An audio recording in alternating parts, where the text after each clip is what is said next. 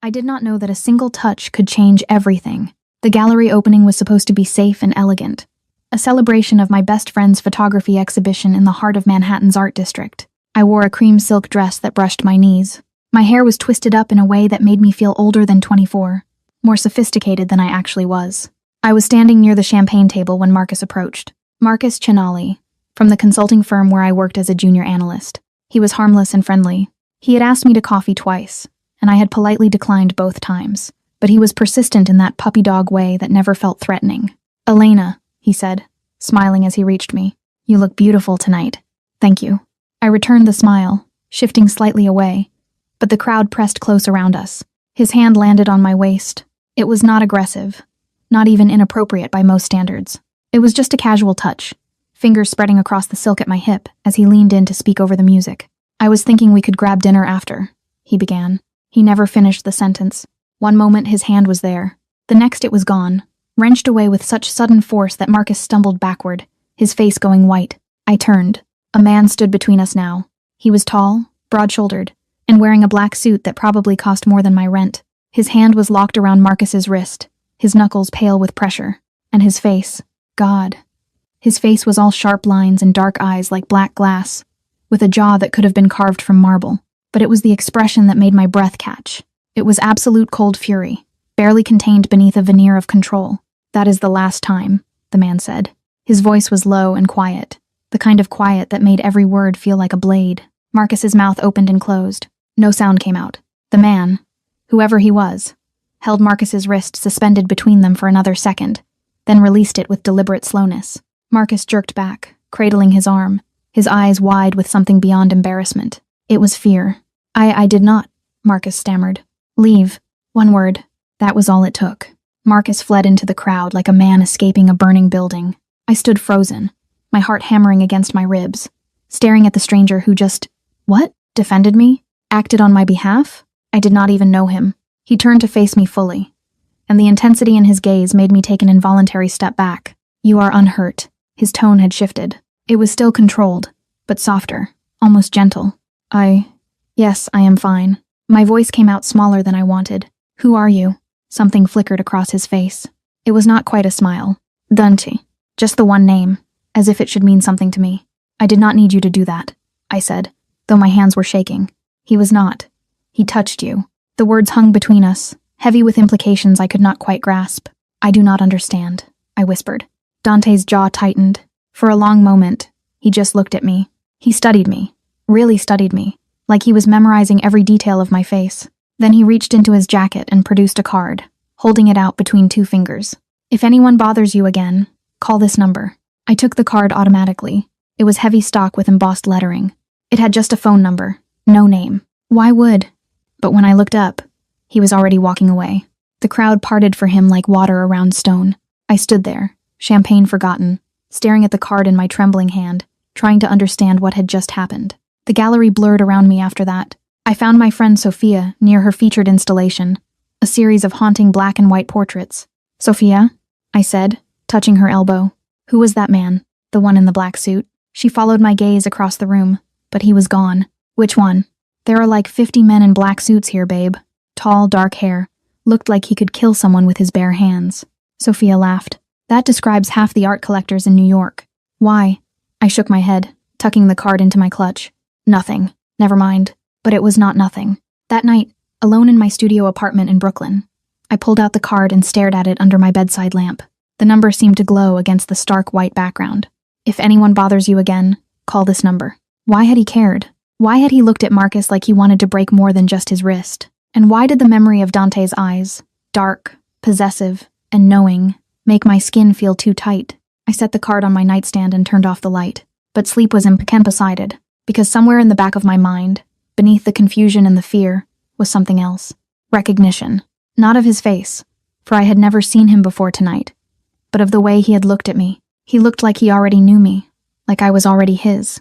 I pulled the blankets up to my chin and stared at the ceiling, listening to the sound of sirens wailing somewhere in the distance. That is when I noticed it. Through my fourth-floor window, parked across the street under the broken streetlight, sat a black Mercedes. The windows were tinted and the engine was off. It had not been there when I came home. I watched it for 10 minutes, then 20. It did not move. My phone buzzed on the nightstand, making me jump. It was an unknown number. My heart stopped. I grabbed the phone, my hands shaking, and opened the message. Lock your door. Do not open it for anyone tonight. I shot up in bed, rushing to my front door. The deadbolt was locked, but I added the chain for good measure, then returned to the window. The Mercedes was still there. I should have been terrified. I should have called the police. Instead, I clutched my phone to my chest and felt something strange unfurl in my stomach. He was watching over me. This stranger, this man named Dante, who had grabbed another man's wrist with restrained violence just for touching my waist. I looked at the card again, then at the message, then at the black car keeping vigil in the darkness below, and somehow I knew with absolute certainty that my life had just split into a before and an after. Before Marcus touched me, and after Dante stopped him. I did not sleep that night. I just sat by the window watching the Mercedes, wondering who was inside, wondering why I was not more afraid. The Mercedes was gone when dawn broke over Brooklyn. I stood at my window with cold coffee in my hands, staring at the empty space where it had been. I felt strangely abandoned, which was insane. I did not know this man. I did not owe him anything. I should not want anything from him, but I did. I wanted answers. At work that morning, I noticed Marcus's desk was empty. His computer was dark. His coffee mug, the one with the stupid motivational quote, was missing from its usual spot. Marcus called in sick. Jennifer from accounting said when I asked. Apparently, he is taking a few days off. Something cold settled in my chest. I pulled out my phone in the bathroom, staring at that unknown number. My fingers hovered over the call button for 5 full minutes before I shoved the phone back in my pocket. No, I needed to forget about this. About him. About the way his hand had caught Marcus's wrist with such lethal precision. It was as if violence was a language he spoke fluently. But the card burned against my palm like a brand. 2 days passed. Normal days. Safe days. I went to work, came home, ordered takeout, and watched the street below my window. There was no Mercedes. I told myself I was relieved. I was lying. On the 3rd night, I went to dinner with Sophia at a new Italian place in Tribeca. She spent the meal talking about a photographer she had met at the gallery opening, and I pretended to listen while pushing pasta around my plate. You are distracted, Sophia said finally, setting down her wine glass. What is going on? Nothing. Just work stress. Bullshit. You have been weird since the gallery. Did something happen? Yes. No, I said instead. I am fine. Sophia studied me with those sharp, knowing eyes that had seen through my lies since we were roommates in college. But before she could press further, the restaurant door opened, and Dante walked in. My breath caught. He wore charcoal gray tonight, the suit fitting him like armor. His dark hair was pushed back from his face, revealing those sharp cheekbones and that jaw that looked like it had never smiled. Our eyes met across the restaurant. He did not look surprised to see me. He looked satisfied. Elena? Sophia's voice sounded far away. You okay? You are pale. Dante moved through the restaurant like he owned it, and maybe he did. The hostess practically bowed as he passed. The waiters stepped aside, and other diners watched with wary recognition. He stopped at our table. Miss Moretti. His voice was exactly as I remembered. Low, controlled, and devastating. May I speak with you? Sophia's eyebrows shot up. I am sorry. Who are you? It is okay, I said quickly, though nothing about this was okay. I will just be a minute. I stood on shaking legs and followed him toward the back of the restaurant, acutely aware of every eye tracking our movement. He led me to a private alcove near the bar, far enough from the main dining room that our conversation would be private. Are you following me? I asked, trying to sound braver than I felt. Yes. The honesty shocked me into silence. You have been watching me, I whispered. That was you in the car. The text message. Yes. Why? Dante stepped closer, and I instinctively backed up until my spine hit the wall. He did not touch me. He kept a careful foot of distance between us, but his presence was suffocating. Because you need protection. From what? His jaw tightened. From men who think they can touch you without consequence. Marcus? He barely. It does not matter how far he went. Dante's voice dropped to something dangerous. He touched what is mine. The words hit me like a physical blow. I am not yours, I said, but my voice shook. I do not even know you. You will. It should have sounded arrogant or threatening. Instead, it sounded like a promise. I want you to leave me alone, I said, though the words felt like lies on my tongue.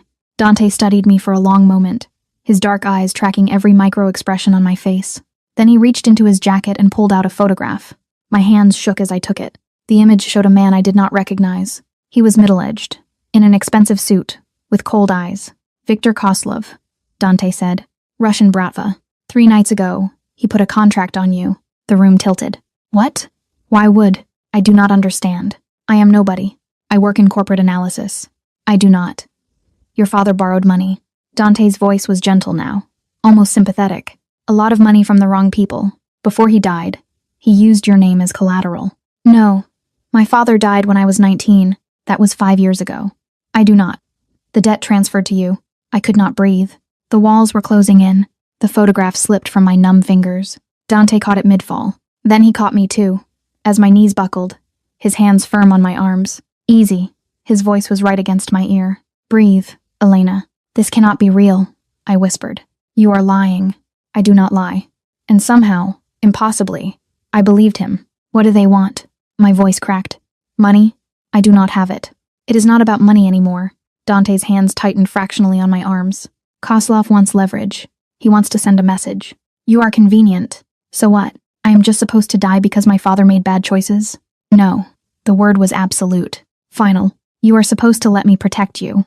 I pulled back to look at him, and the intensity in his gaze made my heart stutter. Why? Why do you care what happens to me? Dante's thumb brushed the inside of my wrist. It was so gentle it might have been accidental. But nothing about this man was accidental. Because 3 months ago, I saw you at a coffee shop near your office, he said quietly. You were reading a book, smiling at something on the page. The sun came through the window and caught your hair and you looked.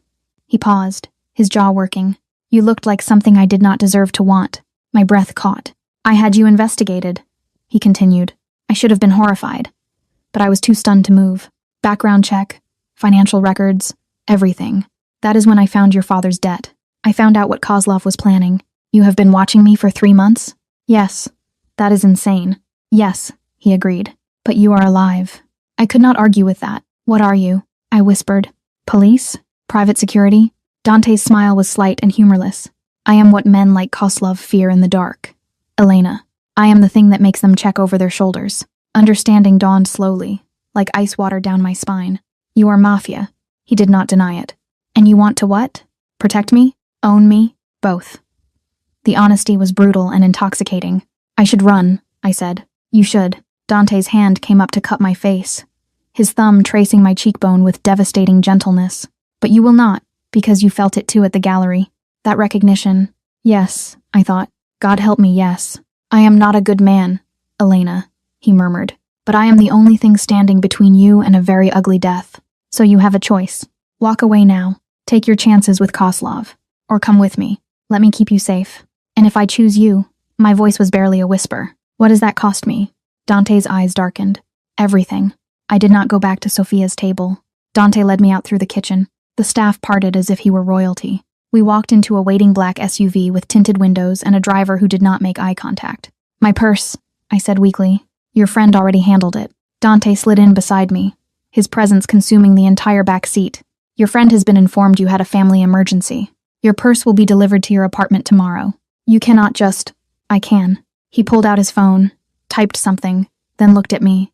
And I did, because in approximately 40 minutes, Kozlov's men will arrive at that restaurant. They will not find you. The casual way he said it, like he was discussing the weather, made my stomach drop. How do you know? Because I know how they think, how they hunt. Dante's jaw tightened. And because I have someone inside their organization. The SUV moved through Manhattan traffic with smooth efficiency. Heading uptown, I watched the familiar streets give way to increasingly expensive neighborhoods, until we crossed into the Upper East Side. Where are we going? Somewhere safe. That was not an answer, but I was too overwhelmed to push. We pulled up to a building that looked like it belonged in a European capital. All limestone and wrought iron, with doormen in actual uniforms. It was the kind of place I had walked past 100 times and never imagined entering. Dante's hand found the small of my back as we exited the vehicle, guiding me forward with proprietary confidence. The touch should have annoyed me. Instead, I leaned into it. The penthouse elevator required a key. Of course it did. We rode up in silence, my reflection ghostly in the polished brass doors. I looked small next to him, fragile, like a rabbit standing beside a wolf. The elevator opened directly into an apartment that stole my breath. Floor-to-ceiling windows overlooked Central Park.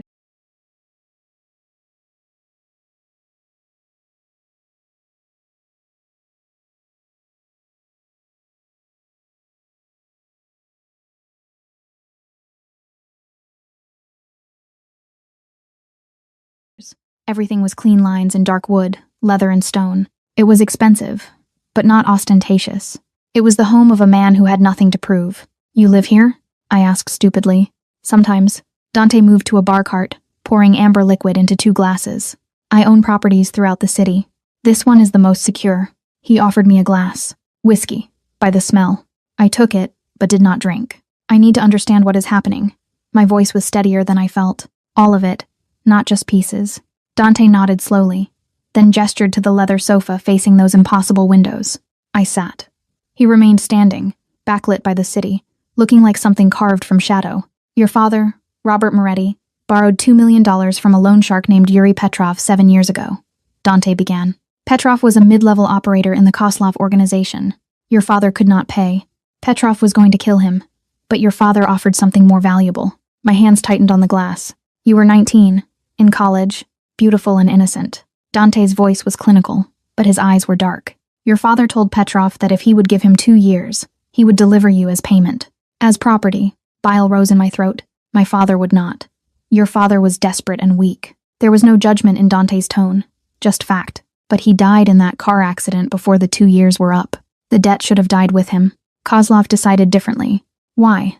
If my father is dead, why come after me? Because Kozlov is building an empire, and empires are built on fear. Dante moved to the windows, hands in his pockets. Letting a debt go unpaid, even from a dead man, shows weakness. He cannot afford weakness. So, he activated your father's contract. And you knew about this? My voice was hollow. For 3 months? Yes. Why did you not just tell me? Warn me? Dante turned to face me, and the expression on his face was almost gentle. Would you have believed me? A stranger approaches you on the street, tells you the Russian mafia wants to kidnap you because of a father who died 5 years ago? He shook his head. You would have thought I was insane. Called the police. Gone about your life until Kozlov's men grabbed you off the street. He was right. I hated that he was right. So you just watched me instead? I protected you. The distinction seemed important to him. I had men on you 24 hours a day. I monitored your routes, your habits, your vulnerabilities. And when that idiot at the gallery touched you, He stopped abruptly, his jaw clenching. You what? I whispered. I lost control. The admission seemed to cost him. I should have been subtle. I should have waited. But seeing his hand on you, seeing you smile at him like... He turned away. I could not. The confession hung between us, heavy with implications I was not ready to examine. What happens now? I asked. Now you stay here under my protection until I can negotiate with Kozlov or eliminate the threat entirely. Eliminate? I let the word sit there. You mean kill him? If necessary. So casual. Like discussing a business transaction. And how long will that take? Days? Weeks at minimum. Possibly months. I stood abruptly, the whiskey sloshing in my glass. I cannot just disappear for months. I have a job, an apartment, a life. Elena, Dante's voice was patient. You have a life because I am allowing you to have one. The moment you step outside my protection, you have approximately 6 hours before Kozlov finds you, and when he does, you will wish death was the worst thing he had planned. The calm delivery made it worse somehow. I moved to the windows, staring out at the city that suddenly felt like a cage. So, I am a prisoner. You are protected. That is the same thing. No. Dante moved behind me, close enough that I could feel his heat. A prisoner has no choice. You chose to come with me. You did not exactly give me options. I gave you the only option that keeps you breathing. I turned to face him and the proximity stole my breath. He was so close, close enough to see the faint scar above his left eyebrow, close enough to smell cedar and something darker. I do not understand you, I whispered. You say you saw me at a coffee shop, that you wanted me, but you are talking about killing people, about protecting me like I am some kind of possession. You are. His hand came up to cup my face and I should have pulled away, but I could not move. The moment I saw you, you became mine. I do not expect you to understand that, but you will learn. You are insane, probably. His thumb traced my lower lip and my breath hitched. But I am also the only thing keeping you alive, Elena. So for now, you will stay here. You will accept my protection. And eventually, you will accept everything else. And if I refuse? Dante's smile was slight and dangerous. You will not. The confidence should have infuriated me. Instead, I felt something else. Something warm and terrifying unfurling in my chest. Because he was right. I would not refuse, and that scared me more than anything else. A woman appeared then, tall and severe, dressed in black. She emerged from a hallway I had not noticed. Mr. Dante, she said with a slight accent. The guest room is prepared. Thank you, Katya. Dante stepped back and I could breathe again. This is Katya. She manages this residence. Anything you need, ask her. Katya's smile was professional. Come, miss. I will show you to your room. I followed numbly, clutching my whiskey like a lifeline, acutely aware of Dante's eyes tracking my movement across the room. At the hallway entrance, I turned back. He stood, silhouetted against those massive windows, hands in his pockets, looking every inch the dangerous man he had claimed to be. Dante? Yes, thank you for telling me the truth. His expression softened fractionally. Get some rest, Elena. Tomorrow we discuss what comes next. I nodded and let Katya lead me away, but I felt his gaze on me until the bedroom door closed and I was finally, blessedly alone. I set down the whiskey with shaking hands and sank onto the bed. It was massive, covered in silk sheets that probably cost more than my monthly salary. And then finally, I let myself cry. For my father's betrayal, for the life I just lost, and for the terrifying, impossible pull I felt toward a man who had claimed me like property. A man whose darkness should have repelled me, but did not. I woke to sunlight streaming through unfamiliar windows, and for a blissful moment thought it had all been a nightmare. Then I saw the clothes laid out on the chair, designer labels, exactly my size. Reality crashed back. Katya appeared with coffee and a soft smile. Mr. Dante thought you might prefer breakfast in your room this morning. Where is he? Business meeting. He will return this afternoon. She set the tray on the bedside table. He asked me to give you a tour, help you settle in. Settling in implied a permanence I was not ready to accept, but I drank the coffee. It was perfect somehow. I let Katya show me around the penthouse. There were 3 bedrooms, 4 bathrooms, a kitchen that looked like something from a magazine, and a library with first editions I was afraid to touch. Everywhere were subtle signs of Dante's presence. A book on the coffee table, bookmarked halfway through, reading glasses on a desk, a jacket draped over a chair. He lived here. This was not just a safe house. How long have you worked for him? I asked as we returned to the main living area. Katya considered the question. 8 years. He saved my family from a very bad situation in Moscow. I owe him my life. The reverence in her voice was absolute. What does he do exactly? I know he is involved in things, but what things? Katya's expression shuddered. That is not my story to tell, miss. But I will say this. Mr. Dante is a good man in a world that often punishes goodness. What he does to protect those who cannot protect themselves. It sounded like propaganda, like something she had been told to say, but she believed it. I could see that much. The day stretched endlessly. I tried to read but could not focus. I tried to watch television. Everything felt surreal. My phone, delivered by Katya, along with my purse, showed 17 missed calls from Sophia and a string of increasingly worried texts. Sophia, are you okay? What happened? Sophia, Elena, answer me or I am calling the police. Sophia, your apartment door was locked from the outside. What is going on? I stared at that last message for a long time before typing a response. Me, I am safe. Family emergency. Had to leave town suddenly. I am sorry I worried you. I will explain everything when I can. It felt like a lie and the truth simultaneously. Sophia's response came immediately. Sophia, this is sketchy as hell, but okay. Call me when you can actually talk. I set the phone down and moved to those massive windows, staring out at the city below. People were moving through their normal lives, going to work, meeting friends, living without armed guards, and death threats. I wanted that life back. Did I not? Dante returned as the sun was setting, painting the city in shades of amber and gold. I heard the elevator and the low murmur of voices. Katya was greeting him, and then his footsteps approached the living room where I sat, curled on the sofa, pretending to read. Elena. His voice was softer than I expected. How was your day? I set down the book I had not actually been reading. Trapped. Boring. Terrifying. Pick one. Dante's smile was slight as he shed his jacket, draping it over a chair. He had loosened his tie and rolled his sleeves to his elbows. The casual domesticity of it did strange things to my pulse.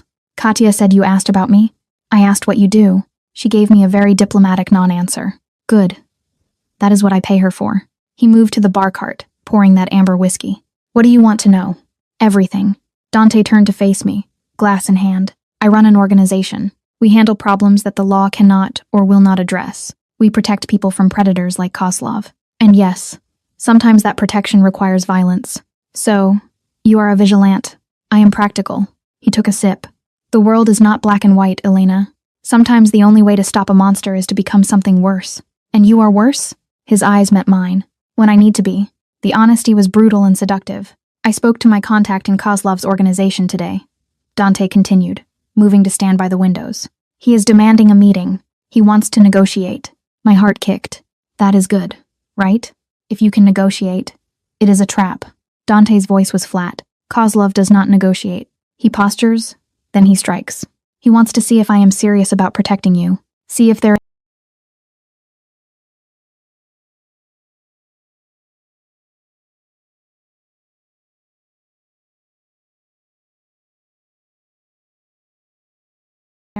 Dante looked at me over his shoulder, and the intensity in his gaze made me shiver. Yes, you. The admission hung between us. Then why protect me? I stood, moving toward him without thinking. If I make you weak, if I am a liability. Because some things are worth the risk. He said it so simply, like it was obvious. You do not know me, I whispered. I know enough. Dante turned fully to face me. I know you volunteer at the library near your apartment every Saturday. I know you eat the same lunch 4 days a week, because you are careful with money. I know you talk to your plants and cry at commercials and you are afraid of storms, but you pretend not to be. Each word hit like a revelation. An invasion. That is not knowing someone, I said, but my voice shook. That is surveillance. It is both. He stepped closer. I have watched you for 3 months, Elena. Watched you live your quiet, careful life. Watched you be kind to people who do not deserve it. Watched you smile at strangers and help old women with their groceries. And... He stopped, his jaw clenching. You are good. Genuinely good. And that is rare in my world. So, I am what? A pet? A curiosity? You are mine. There it was again. That claiming. Stop saying that. But I did not step back. I am not property. No.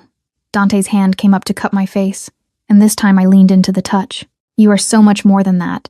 You are the first thing I have wanted for myself in 10 years. The first thing that makes me think about something other than survival and strategy and blood. His thumb traced my cheekbone and my breath caught. I scare you, he murmured. Yes, good. You should be scared. Because I meant what I said, Elena. You are mine now, and I protect what is mine with everything I have. Even if I do not want to be protected, even then, it should have been a threat. Instead, it felt like a promise. What if I want to leave? I whispered. Don's expression did not change. Then I will let you go. Put you on a plane to anywhere in the world you want. Give you enough money to start over. And then I will spend every day afterward wondering if Kozlov found you. Wondering if you are scared. If you are hurt. Or if I should have locked you in this apartment and refused to let you make that choice. That is not fair. No, but it is honest. I stared up at him. At this impossible man who had upended my entire life. And felt something shift inside me. Fear, yes, but also something else. Trust. I did not understand it. I did not want to examine it too closely, but it was there. I need time, I said finally. Time to process all of this. Time to figure out what I want. You have time. Dante's hand dropped from my face, leaving a cold emptiness behind. But Elena? Yes. Do not take too long. Kozlov will not wait forever, and neither will I. That night, I lay in the massive bed and stared at the ceiling, listening to the muffled sounds of the city below. Somewhere in this penthouse, Dante was sleeping or working, or doing whatever dangerous men did in the dark hours. I should have been planning my escape. Instead, I was wondering what it would feel like to surrender, to let this man, this stranger who knew me better than I knew myself, take control, to stop fighting and just fall. The thought terrified me almost as much as the realization that part of me wanted to. 3 days passed in the gilded cage. 3 days of Dante leaving before I woke and returning after sunset. 3 days of Katya's quiet efficiency and gourmet meals I barely tasted. 3 days of staring out windows and feeling like a ghost haunting someone else's life. On the 4th day, I broke. I need to leave this apartment, I told Dante over dinner. It was the first meal we had shared since I arrived, even just for an hour. A walk, coffee, something. He set down his fork with deliberate precision. Too dangerous. I will go insane if I stay here any longer. Better insane than dead. The casual delivery made me want to throw something. You cannot keep me locked up forever, I said, my voice rising. This is not protection. It is imprisonment. It is both. Dante's expression did not change, and it is temporary. How temporary? You said weeks, possibly months. That is not temporary. It is necessary. I stood abruptly, the chair scraping against the hardwood. I did not ask for any of this. I did not ask for my father's debts or your protection or... My voice cracked. I just want my life back. Something flickered across Dante's face. It was not quite sympathy, but it was close. Your life disappeared the moment your father signed that contract, he said quietly. I am trying to give you a new one. I do not want a new one. I want to go back to your studio apartment and your 60-hour work weeks and your careful, small existence. He stood, moving around the table. That life was an illusion, Elena. You were already being hunted, already marked. You just did not know it yet. The truth of it hit like a slap. Then what am I supposed to do? I whispered. Just accept this? Accept you? Dante's jaw tightened. For a long moment, he just looked at me. He really looked, as if he were seeing past my anger to the fear beneath. Then he did something unexpected. He compromised. Tomorrow night, he said, I am attending a charity gala at the plaza. You will come with me. My breath caught. You just said it is too dangerous. It is controlled danger. Hundreds of witnesses. Security everywhere. Kozlov will not risk a public spectacle. Dante's hand came up to cut my cheek. You need this. I understand that. So, we will go.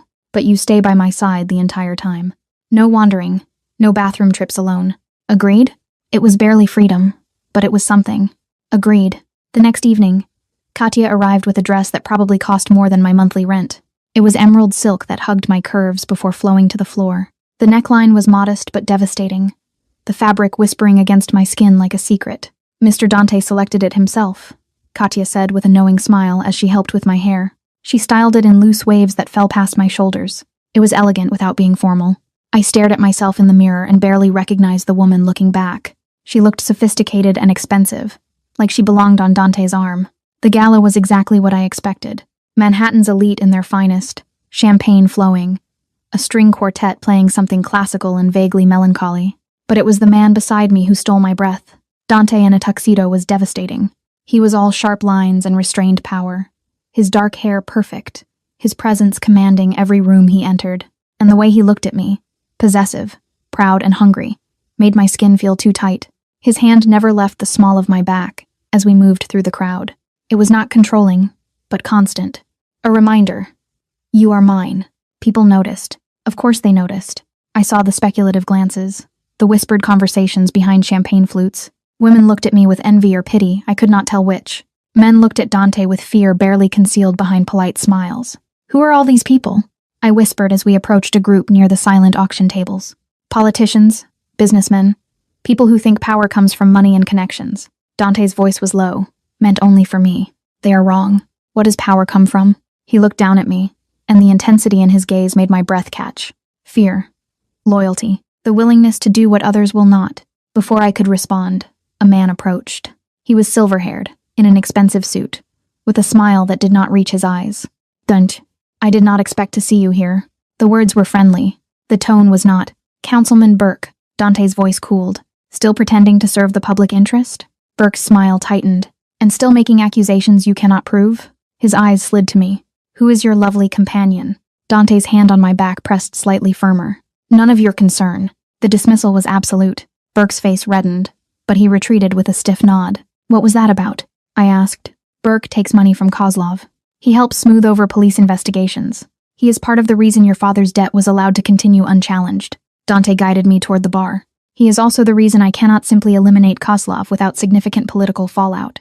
The casual mention of elimination should have bothered me more than it did. This world you live in, I said quietly, it is complicated. It is necessary. Dante ordered 2 glasses of champagne, then turned to face me fully. The law does not work, Elena. It is too slow, too corrupted. Sometimes the only justice is the kind you make yourself. I wanted to argue, wanted to say there had to be another way, but standing in a room full of people who turned blind eyes to suffering for profit, I was not sure I could. We danced. I do not know who suggested it. Maybe no one did. Maybe Dante just pulled me onto the floor because he could, because his hand belonged on my waist, and his eyes belonged on my face. The quartet played something slow and aching. You are good at this, I said as he moved us through the other couples with easy grace. I was taught young. My mother believed in old-fashioned skills. Something pained crossed his face. She has been gone 15 years. It was the first personal thing he had shared. A crack in the armor. I am sorry. Do not be. She died knowing I would survive. That is all she wanted. I wanted to ask more about her, about his childhood, about how a boy becomes a man like this, but the moment felt too fragile. Instead, I let him hold me. I let myself feel safe in the circle of his arms, surrounded by strangers who would destroy me without a second thought if they knew who I was. Dante's hand slid from my waist to the small of my back, pulling me fractionally closer. It was not inappropriate, but it was intimate. You are beautiful tonight, he murmured against my hair. My breath caught. You clean up nice yourself. His chest vibrated with quiet laughter. It was the first time I had heard him genuinely amused. I meant what I said. Elena, that first night. You are the first thing I have wanted for myself in a decade. His hand tightened on mine. I do not know if that makes me selfish or human, but it is true. I looked up at him, at this impossible man who terrified and fascinated me in equal measure. What do you want from me? I whispered. Everything. No hesitation. But I will take what you are willing to give. The honesty was devastating. I do not know what I can give you. Then we will figure it out together. The music swelled. The world narrowed to just us, spinning slowly in the center of a room full of people who did not matter. And for the first time since that night at the gallery, I felt something other than fear. I felt possibility. We left the gala early. Dante cited business, though I suspected he just wanted me away from curious eyes. In the SUV, his hand found mine in the darkness, interlaced our fingers together. Neither of us spoke. But when we reached the penthouse and he walked me to my bedroom door, he paused. "Thank you," he said quietly, "for coming tonight, for trusting me. I do not trust you." But my hand was still in his. "Not yet." Dante lifted our joined hands, pressing a kiss to my knuckles that felt like a brand. "But you will." He released me and stepped back, and I felt the loss like cold water. "Good night, Elena. Good night." I closed the door and leaned against it, my heart racing, my skin burning where his lips had touched. This was dangerous. More dangerous than Kozlov. More dangerous than contracts and debts and death threats. Because I was starting to want this. Want him. And that terrified me more than anything else. I woke to shouting. Male voices, harsh and urgent, coming from somewhere in the penthouse.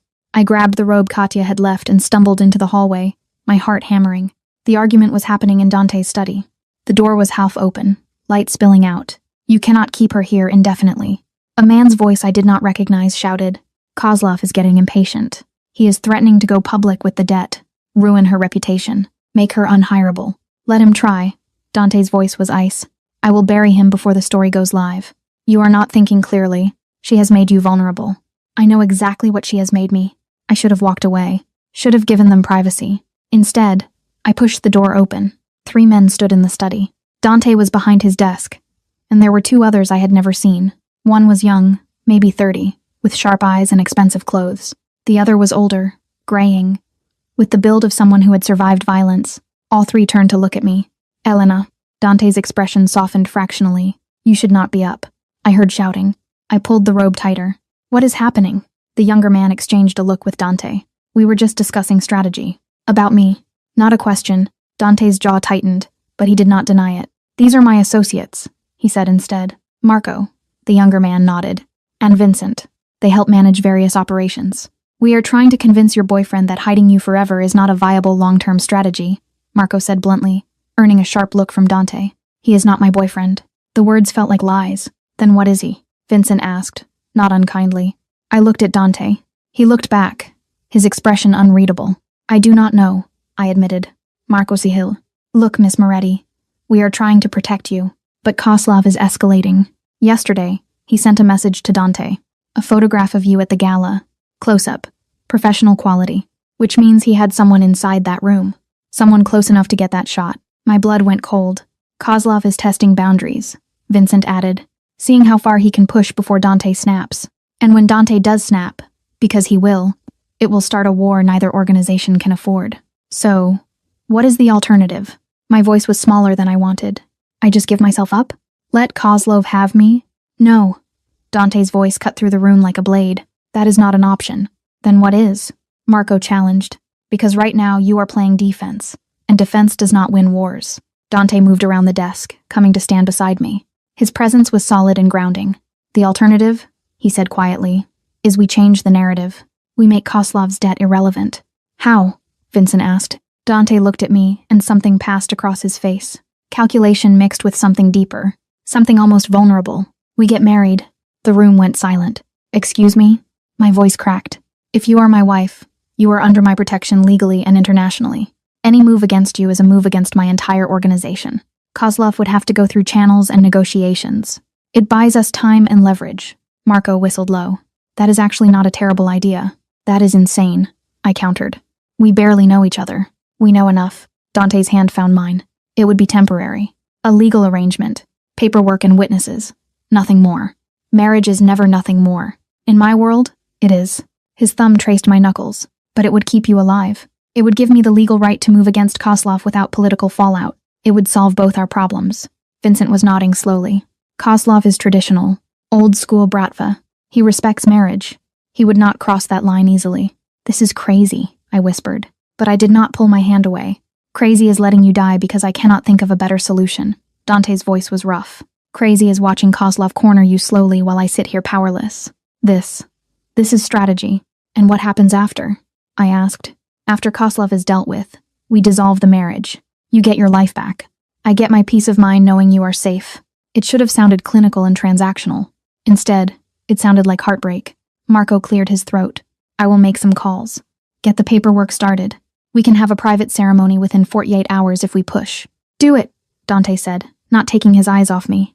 Marco and Vincent filed out, leaving us alone in the study. You cannot just decide this, I said, but the protest felt weak. I am not deciding. I am offering. Dante stepped closer, cupping my face with both hands. You want your life back. I want you alive.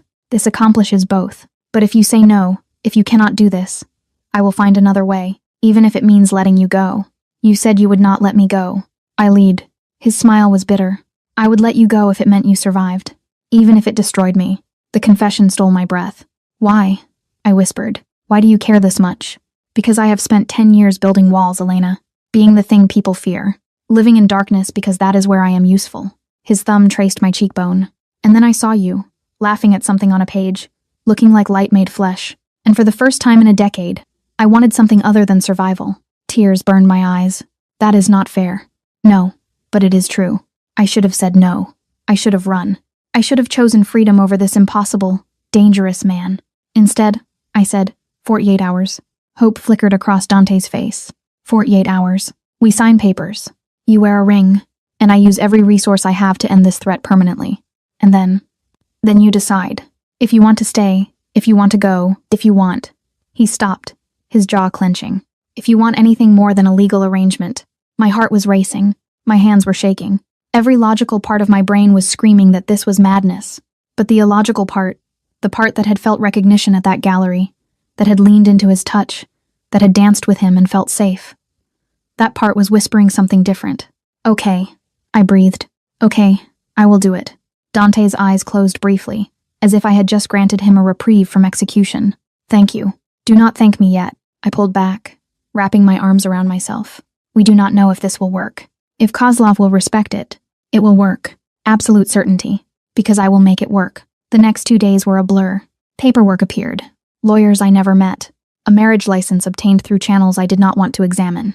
Katya arrived with another dress. It was simpler than the gala gown, but elegant, made of cream, lace, and silk. It was beautiful without being bridal. It is not a real wedding, I told her as she pinned my hair. Katya met my eyes in the mirror. Is it not? I did not have an answer. The ceremony happened in Dante's penthouse. It was just Marco and Vincent as witnesses, and an officiant who asked no questions and accepted a cash payment. Dante wore black. Of course he did. I wore cream and carried a single white rose that someone, probably Katya, had left on my dresser.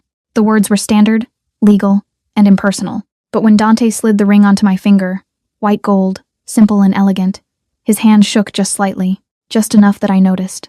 You may kiss the bride. Dante looked at me, a question in his eyes. I nodded. His kiss was gentle and reverent. It was nothing like the claiming I had expected. It was just his lips on mine, soft and careful, like I was something precious. When he pulled back, his forehead rested against mine. Thank you, he whispered, so quiet only I could hear. For trusting me. Do not make me regret it. I will not. It felt like a vow more binding than anything the officiant had said. That night, I stood in my bedroom, now legally married to a man I had known less than 2 weeks, and stared at the ring on my finger. Mrs. Elena Dante. No. He had never told me his last name. I was Mrs. Elena. What? I laughed, slightly hysterical. A knock came at the door. Come in. Dante entered. He was still wearing his suit pants and white shirt, his tie discarded. He looked younger like this, more human. I wanted to check on you. He stopped in the doorway, maintaining a careful distance. Make sure you are okay. I married a man whose last name I do not even know. A slight smile. Caruso. Dante Caruso. Mrs. Caruso. I tested the words. They felt foreign. That is going to take getting used to. You do not have to use it. Not really. This is just paperwork. But the way he said it, as if the words hurt, told me he wanted it to be more. Elena, you should rest. He stepped back. Tomorrow we send word to Kozlov. Let him know the situation has changed. Let him decide his next move. And if he does not care, if he comes anyway, Dante's expression hardened. Then I will show him exactly why people fear my name. Kozlov's response came 3 days later. I was reading in the library when Dante found me, his face carved from stone. He wants a meeting tonight. Neutral ground. My book fell from numb fingers. What did you say? I said yes. Dante moved to the window, hands in his pockets. It is what we have been waiting for. A chance to negotiate face to face. Or a chance for him to kill you. Possibly. So casual. But I will have Marco and Vincent, armed security, and I will be prepared. Then I am coming with you. Absolutely not. I stood, crossing to him. I am the reason for this meeting. I should be there. You are the reason I cannot afford distractions. Dante turned, cupping my face. If you are there, all I will think about is keeping you safe. I need to be focused and cold. I cannot be those things if I am worried about you. So, I just wait here? Wonder if you are coming back? His jaw tightened. Yes. That is not fair. No. But it is necessary. We stared at each other, wills clashing silently. Finally, I looked away. Fine. But Dante? Yes. Come back to me. Something shifted in his expression. Surprise mixed with something deeper. Always, he promised. He left at 8 o'clock. I watched from the window as the SUV pulled away. Dante's dark form was visible in the back seat, with Marco and Vincent in a second vehicle behind. Then they were gone, swallowed by Manhattan traffic. Katya brought tea I did not drink. She offered dinner I could not eat. Finally, she left me alone in the living room as the city lights blazed outside. Hours crawled past. 9, 10, 11. My phone stayed silent. At midnight, I started pacing, every worst-case scenario playing on loop. Kozlov betraying the truce. Dante bleeding out in some warehouse. Me trapped in this penthouse forever, waiting for news that would never come. At 1 o'clock in the morning, I heard the elevator. I ran. Dante stepped out and my heart stopped. There was blood on his white shirt, split knuckles, and a cut above his eyebrow. But he was alive. Oh God.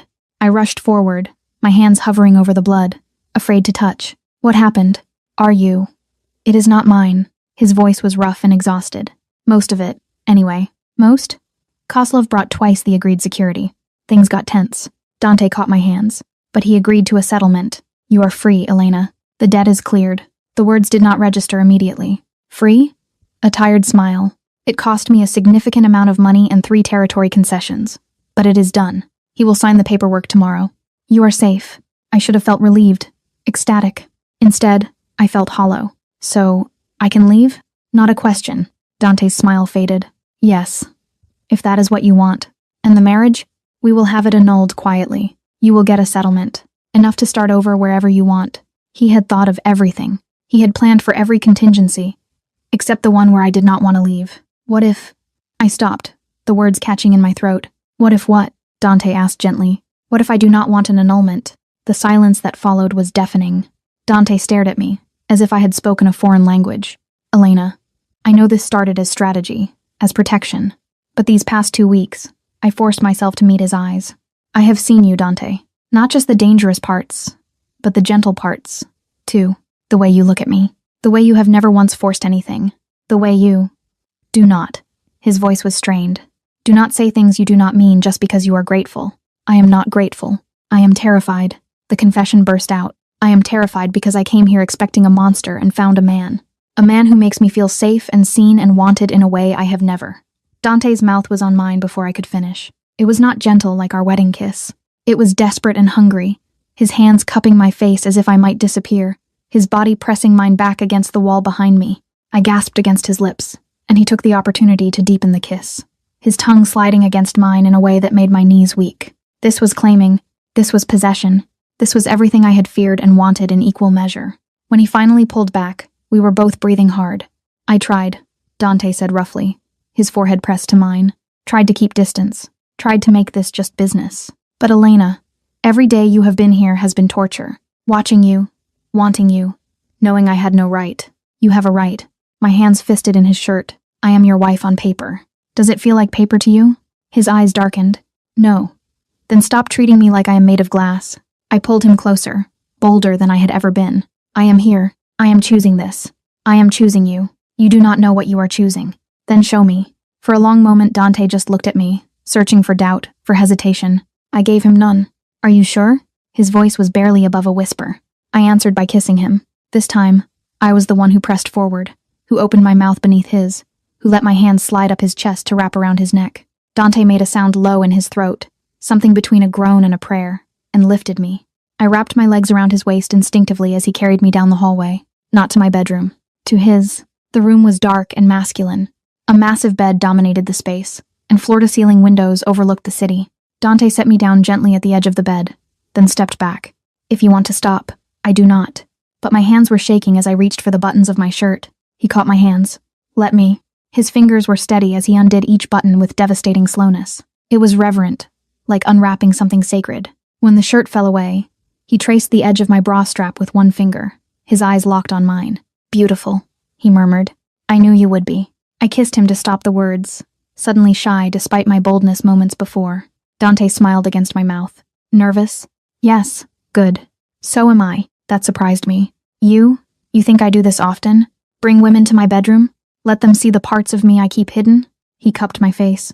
"You are the first, Elena. The only one I have wanted this with in longer than I can remember." The confession made me brave. I reached for his shirt, undoing buttons with clumsy fingers. He let me. He stood still as I pushed the fabric off his shoulders and revealed the body beneath. There were scars. So many scars. Pale lines crisscrossed his chest and his abdomen.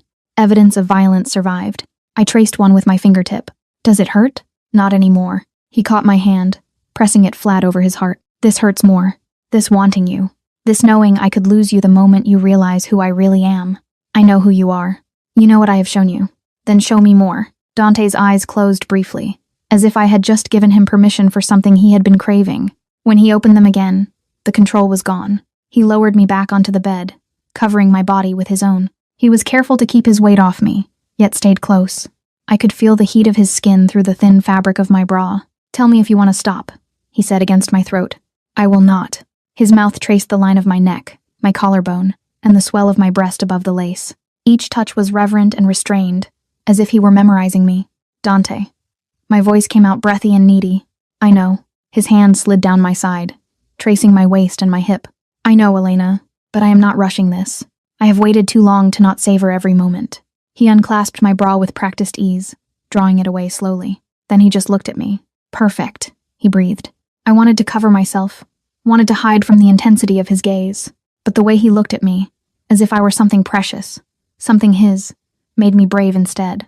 I reached for him, pulling him down into another kiss as his hand cupped my breast, his thumb brushing over the peak in a way that made me gasp. "Sensitive," he noted with satisfaction. I could not form words. I could only arch into his touch, my body speaking a language my mind could not articulate. Dante's mouth replaced his hand, and I cried out at the sensation. It was hot and wet and perfect. "That is it," he murmured against my skin. "Let me hear you, Elena. Let me know what you like." What I liked was everything. His mouth, his hands, the weight of him against me, and the way he touched me as if I were something to be worshipped. When his hand slid beneath the waistband of my pants, I tensed. He froze immediately. "Too much?" "No, just..." I swallowed hard. "I have not. I have, but not." Understanding dawned in his eyes. "Not in a long time?" I nodded, embarrassed. "Then we will go slow." He kissed me softly. "And you will tell me if anything does not feel right. Promise me." "I promise." His hand continued its journey, sliding beneath the fabric until he found heat and wetness and me, trembling beneath his touch. "God, Elena." His voice was strained. "You are."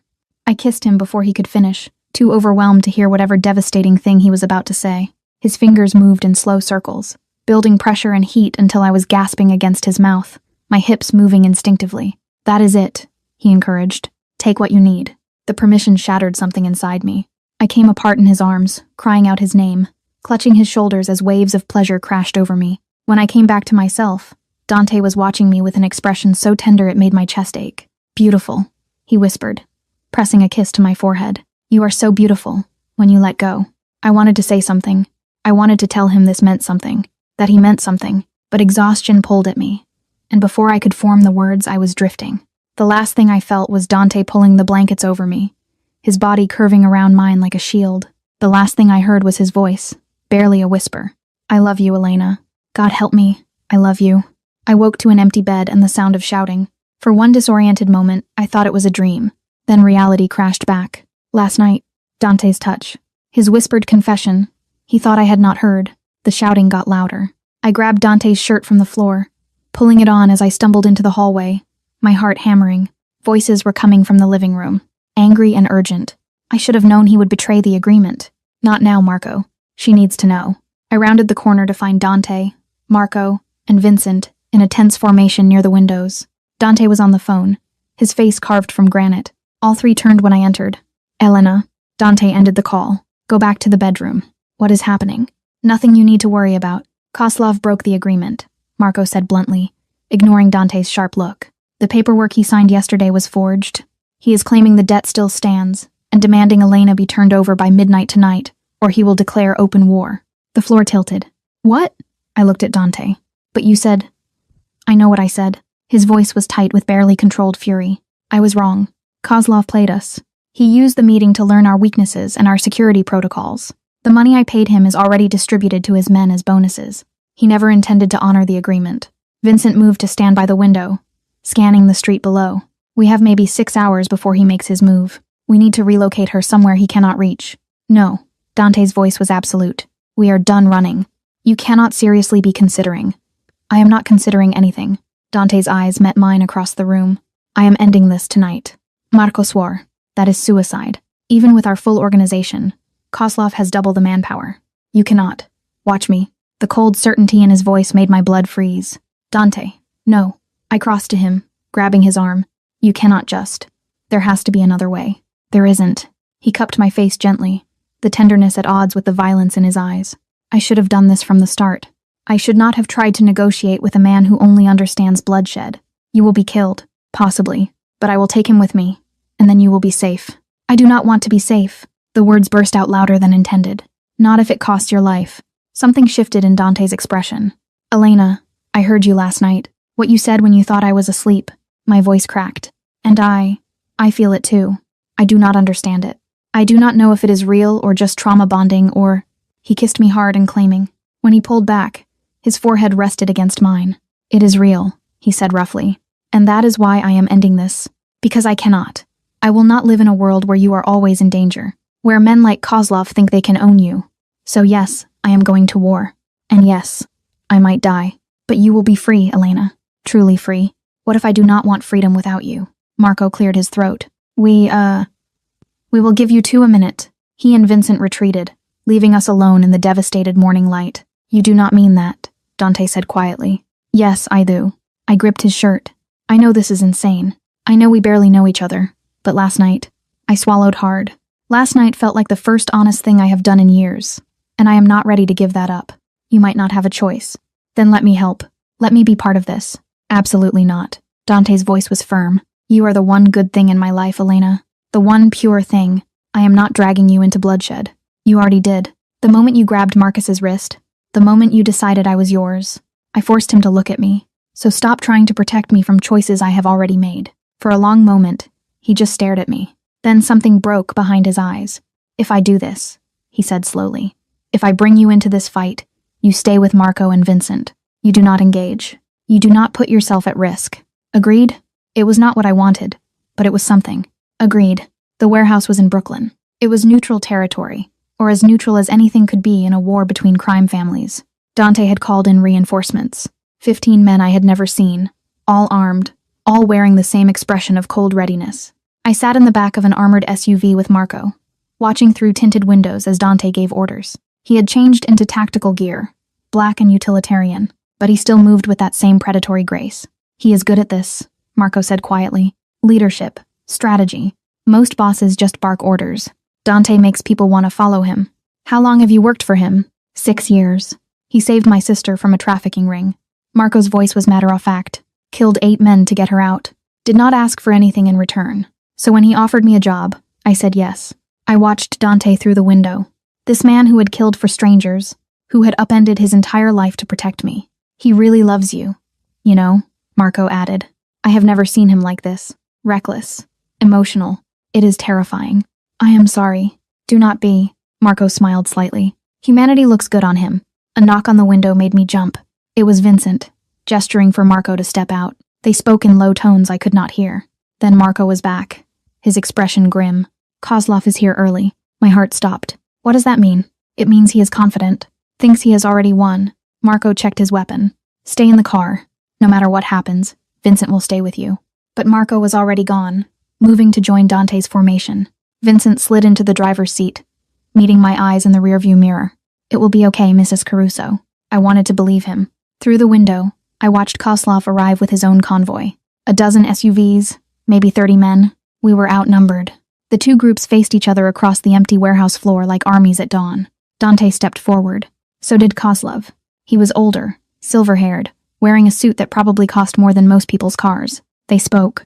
They were too far away for me to hear. Then Kozlov laughed and pulled a gun. No. I lunged forward, but Vincent caught my arm. Do not! On the warehouse floor, chaos erupted. Gunfire. Shouts. Bodies moving with lethal precision. I could not breathe. Could not think.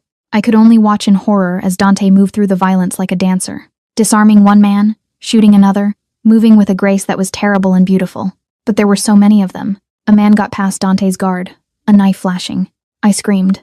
Dante turned, but too slow. Marco appeared from nowhere, taking the knife meant for Dante's back. He went down hard. No! Dante's roar of fury was audible even through the car windows. What happened next was brutal. Dante became something else. Something beyond human. He moved through Kozlov's men like an avenging angel. Each movement was precise, lethal, and unstoppable.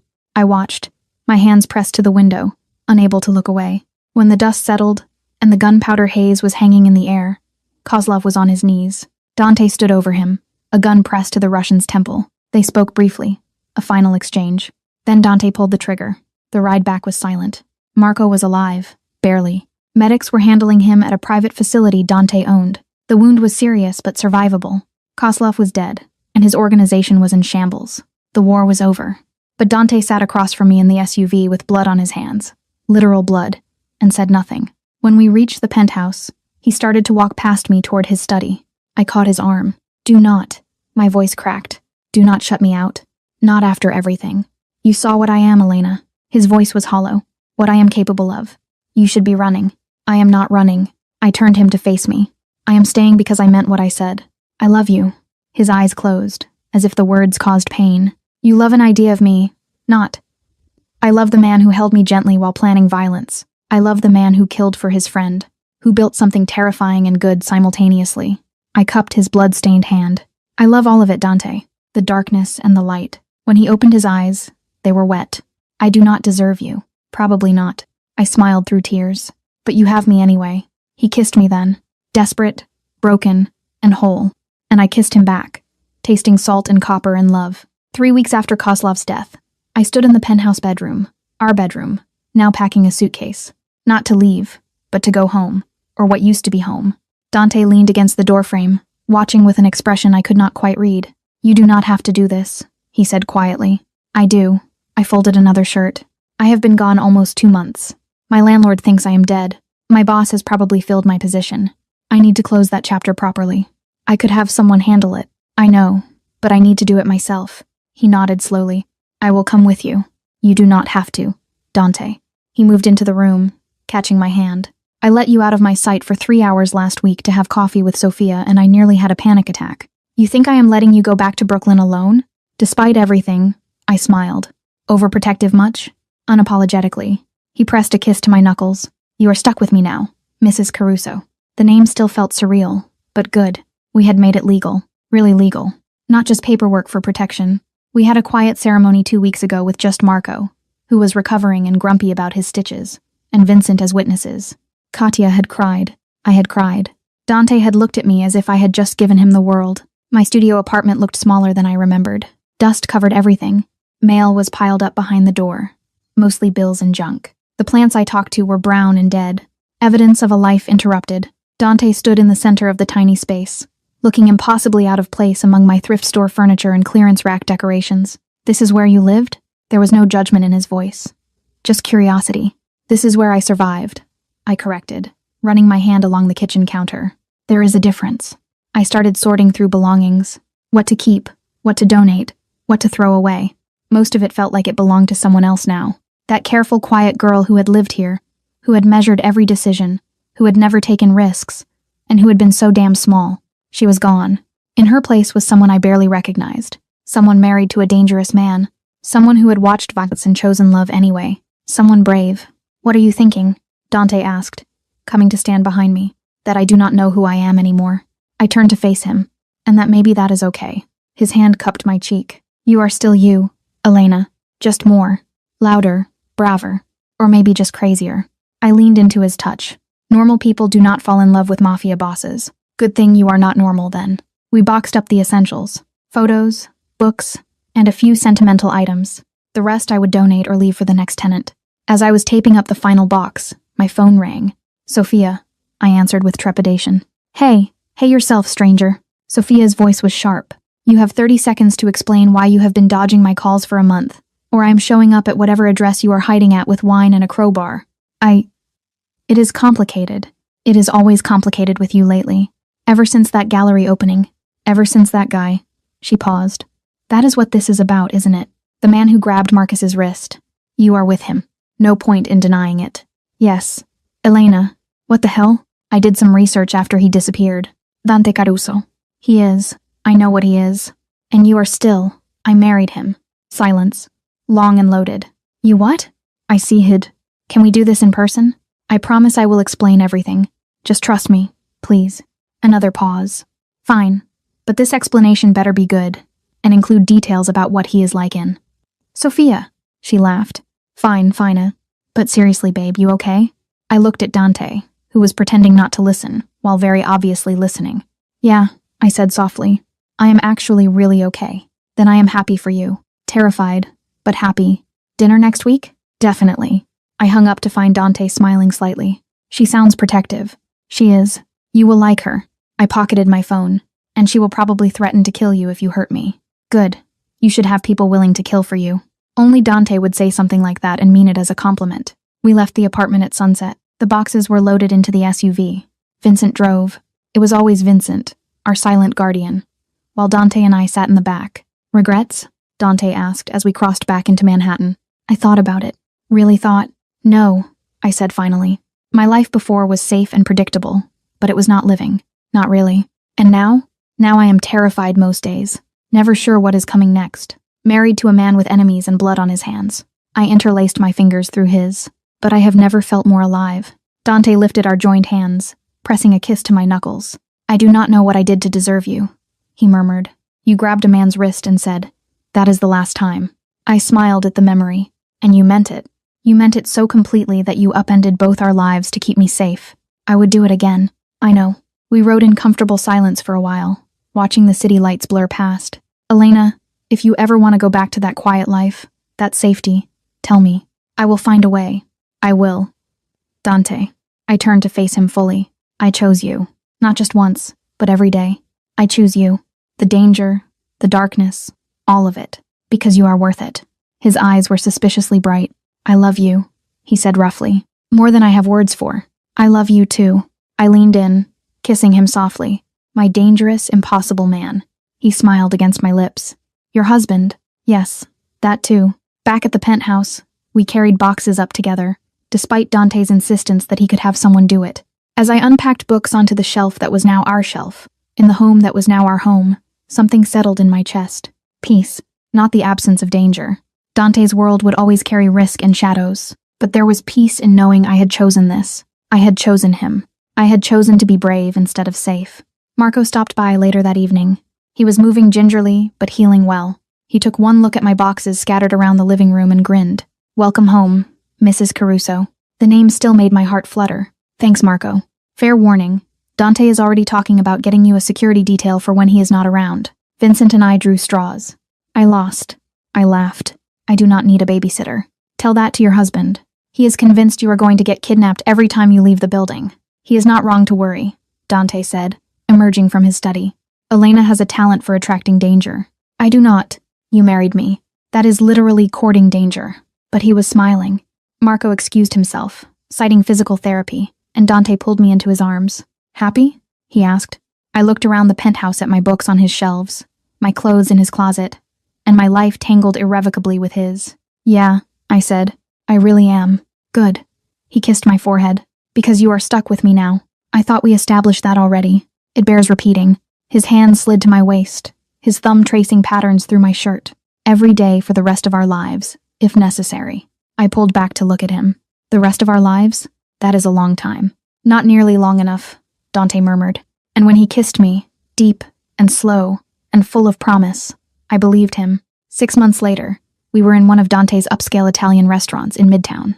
It was the kind of place where politicians and businessmen brokered deals over wine that cost more than my old monthly rent. I sat in the back office reviewing financial reports, my stylus moving across the tablet as I flagged discrepancies. It turned out I was good at this. The business side of Dante's operations. The legitimate side.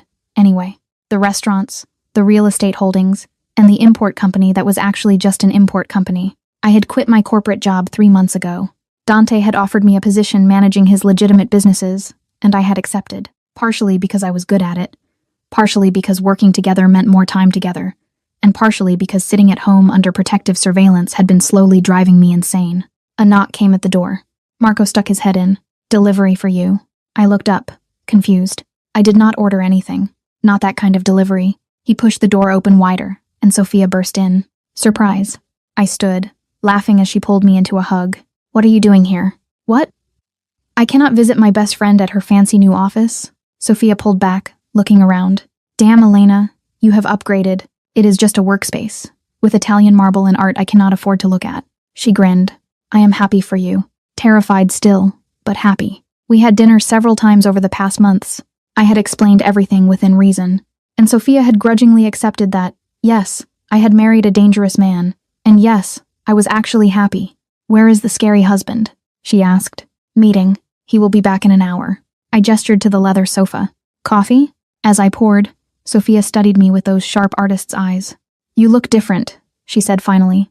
"Different how?" "Confident. Settled." She accepted the cup. "Like you finally figured out who you are supposed to be. Or just who I want to be." I sat beside her. "There is a difference. Either way, it is good. You were always so careful before. Like you were afraid to take up space." I was. The admission came easily now. I spent my whole life trying to be small, invisible, and safe. And now I am married to the most visible man in certain circles. Safety is not an option, so I might as well be brave instead. Sophia smiled. "He is good for you, even if he is terrifying." "He is not that terrifying, Sophia." "Elena, he walked into the restaurant last month for our dinner and 3 men literally left their meals half-eaten to get away from him." "Fair point. Okay. He is a little terrifying," I conceded. "But not to me. That is love, babe." Sophia sipped her coffee. "Or insanity. Sometimes it is hard to tell the difference." Dante returned an hour later as promised. He greeted Sophia with polite warmth, the dangerous edges carefully tucked away, but I saw how his hand found the small of my back immediately. I saw how his body angled toward mine, even while making conversation.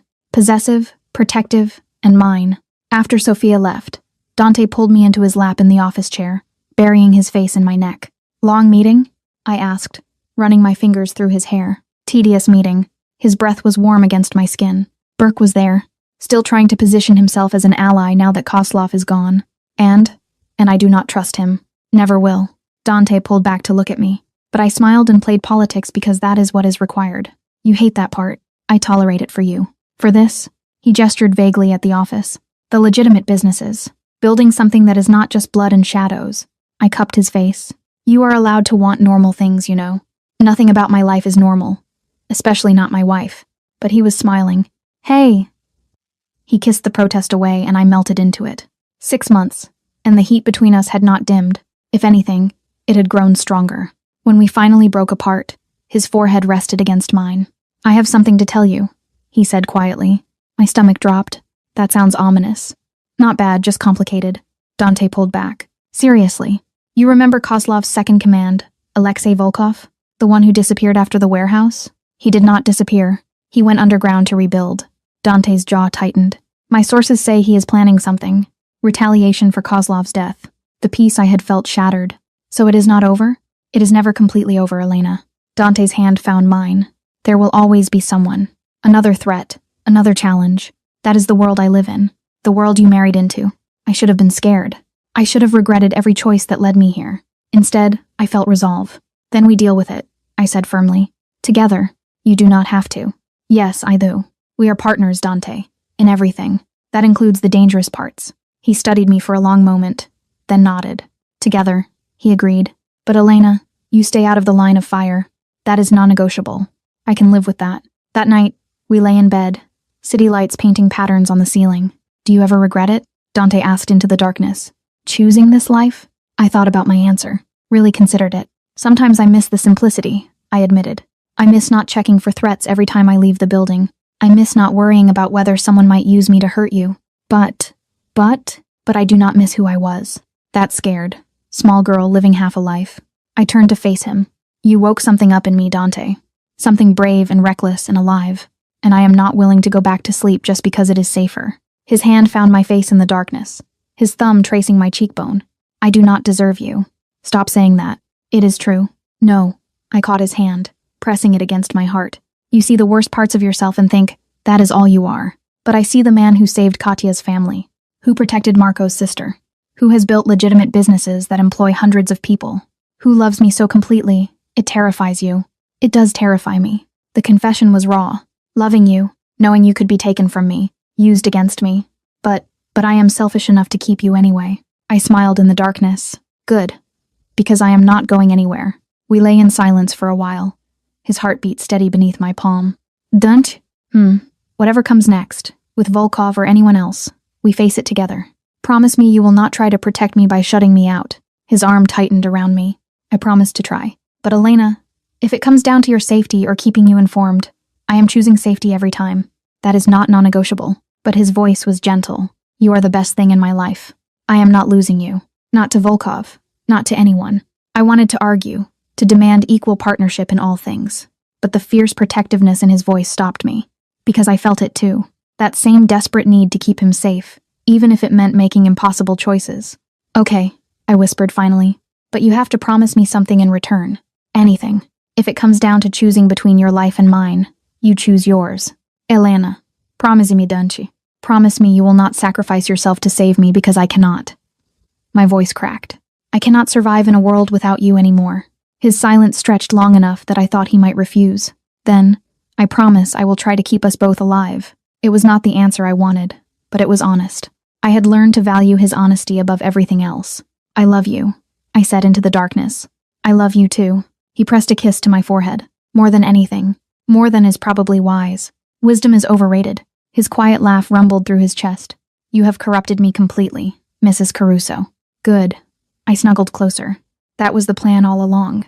I fell asleep wrapped in his arms. I was safe in the knowledge that tomorrow would bring new challenges and new threats, but also new moments, new memories, and new reasons to be brave. Because this life, dangerous, unpredictable, and terrifying, was mine. It was ours, and I would not trade it for anything, not even the promise of safety. Because some things were worth the risk. For this, Dante Caruso, my impossible, dangerous, beautiful man, he was worth everything. 3 years later, the nursery was painted soft gray with white accents. It was a compromise between my desire for color and Dante's insistence on sophistication. I stood at the window, my hand resting on my swollen belly, watching the sun set over Manhattan. Behind me, Dante was assembling a crib with Vincent's help. Or rather, he was arguing with Vincent about the correct way to assemble a crib, while Marco watched and made unhelpful comments. I am telling you, that piece goes there. The instructions clearly state. Instructions are suggestions. I smiled, turning away from the window. Boys, if you break my daughter's crib, I am breaking you. All 3 men immediately settled down. Dante looked up from the scattered pieces, his hair disheveled. How are you feeling? Like I am smuggling a watermelon. I waddled over. There was no dignified way to describe pregnancy movement. But happy. His hand found my belly, pressing gently where our daughter was currently practicing her kickboxing routine. She is strong, he murmured. She is violent. Wonder where she gets that from. Marco snorted. Vincent coughed to cover a laugh. Dante just smiled. She will need to be strong. Being a Caruso comes with complications. That was an understatement. Volkov had been dealt with 2 years ago. Quietly, efficiently, and permanently. But there were always others. There were always new threats emerging from the shadows. We had learned to live with it. The security, the careful protocols, and the knowledge that danger was never truly gone. But we had also learned to live beyond it, to build a life that was not defined by fear. The restaurants had expanded. My role in the legitimate businesses had grown. We had bought a house upstate for weekends away from the city. We had built something real, something worth protecting. I worry sometimes, I admitted quietly, about bringing her into this world. Into your world. Our world, Dante corrected gently, and she will be protected, loved, taught to be strong and brave and dangerous if necessary. His hand stayed on my belly, but also kind, because her mother is the best person I know, and she will teach her that strength is not just about violence. Tears pricked my eyes. Damn pregnancy hormones. You are going to be such a good father. I am going to try. He kissed me softly. With your help. Marco and Vincent had quietly excused themselves at some point, leaving us alone in the nursery. Dante pulled me carefully into his arms. Careful because I was approximately the size of a small planet, and held me while the sun set outside. Thank you, he murmured. For what? For choosing me. for staying, for giving me a life I never imagined I could have. I pulled back to look at him. You saved me first. That night at the gallery. Every day since. We saved each other, he said simply. And standing there in the nursery we built together, in the home we had made, waiting for the daughter we had created. I knew it was true. This life was dangerous and complicated. It was far from the fairy tale most people dreamed of, but it was ours, and I would not change a single moment. Not the fear, not the blood, and not the impossible, reckless choice I had made that night to follow a stranger into the darkness, because that stranger had become my husband, my partner, and my home. And together, we had learned that love was not always safe. Sometimes it was terrifying and violent and born from trauma, but it was real.